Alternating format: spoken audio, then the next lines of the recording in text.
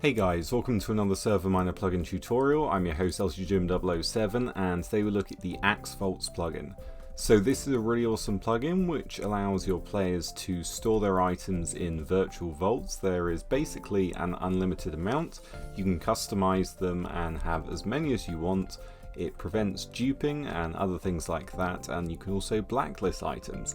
It's really easy to use and overall a really fantastic plugin. So the main command is /AxVault, however you can also do vaults that will also give you the same result.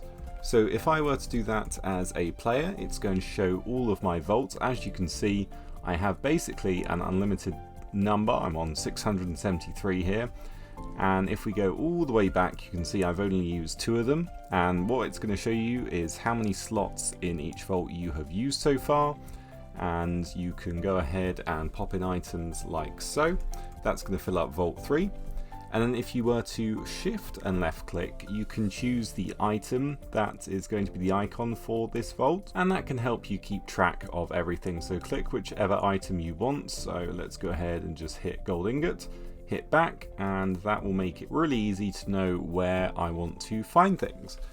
If you want to quickly access them, you can do /vault followed by the number, so vault 3 for my ores, or vault 2 for all of my tools. Now if we were to do /vaults admin, and then we can go ahead and hit view and then someone's username, so I'm going to obviously use myself, you can view someone's vault and it's going to show in chat whose vault you opened.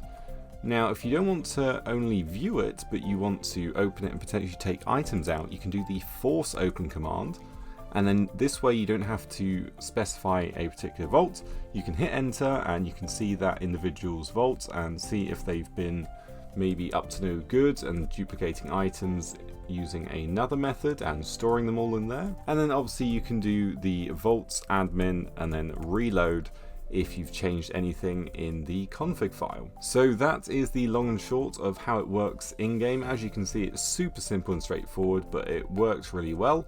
Let's head over to the config file and see what we can do in there.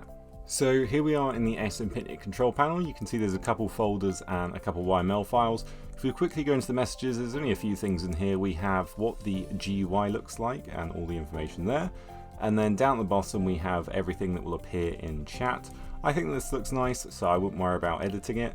If we go into the config file, there's a few things in here. We've got the prefix up at the top, autosave, and then how many rows both the storage vaults have and the selector. Both are 6 by default. You can obviously change that to make them bigger or smaller. That's why they have 54 item slots in. And then we have the type of database, so 2 to choose from. You can change that if you want. And then we have the permission nodes. So the difference is 0 means every single vault needs a permission, so 1, 2, 3, 4, 5, 6, 7, 8, 9, 10, and then 1 will give 10 in one go, so it depends what you want set up for your server. And then do you want lock vaults to show for the player? So for me, I would be able to show 1,000 because I'm OP, but for other players it might only show the 5 they have permission for. And then down here we have blacklisted items, so we've got the barrier item and bedrock. You can simply just copy and paste one of these, change the number and the material. Here we are on the spigot page. You can see it's updated from 1.18 to 1.20. There's some really great information here. We have the commands and permissions, so you can see how you'd set that up. And then we have the wiki, and this is going to give you even more information on how to use things, the commands and configuration and then permissions. But if you need a server to host it on, check out serverminer.com for the best and cheapest hosting around. That's it for me. Subscribe, like, comment, and I'll see you next time.